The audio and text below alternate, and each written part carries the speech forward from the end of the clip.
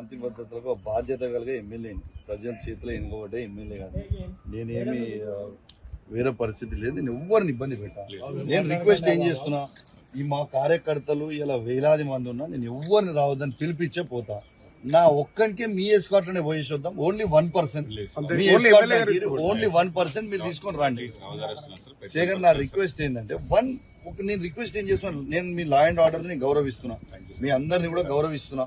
కాబట్టే నేను ఇంతసేపు కూడా ఓపికగా ఉన్నా. సిపి గారు కూడా పర్మిషన్ ఇస్తారని వెయిట్ చేస్తున్నా. మీరు చేయకపోతే నన్ను ఒక్కరిని పంపురు, జస్ట్ 1% ని పంపురు. నేను ఒక్కరినే. నేను ఏమంటున్నా, ఇప్పుడు సవాల్ విసిరింది అయితే వాళ్ళే కదా సీఏ గారు. అది ఒక్క నిమిషం. ఇప్పుడు సవాల్ విసిరింది మంత్రి గారు, వాళ్ళ ప్రభుత్వమే. నేనేమంటున్నా, ప్రభుత్వం సవాల్ విసిరింది, నేను స్వీకరించిన మీరు నన్ను ఎస్కాట్ లో తీసుకపోండి, నన్ను సింగిల్ పర్సన్ ని తీసుకపోండి అని రిక్వెస్ట్ చేస్తున్నా. ఎందుకంటే నేను ప్రమాణం చేయడానికి సిద్ధంగా ఉన్నా. నేను చేసే సింగిల్ పర్సన్ తీసుకుపోరాదు, విత్ ఫుల్ ఎస్కాట్ తీసుకొని పోండి.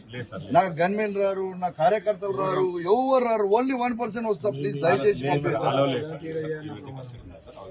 కానీ కొంచెం దయచేసి మీరు అర్థం చేసుకోండి.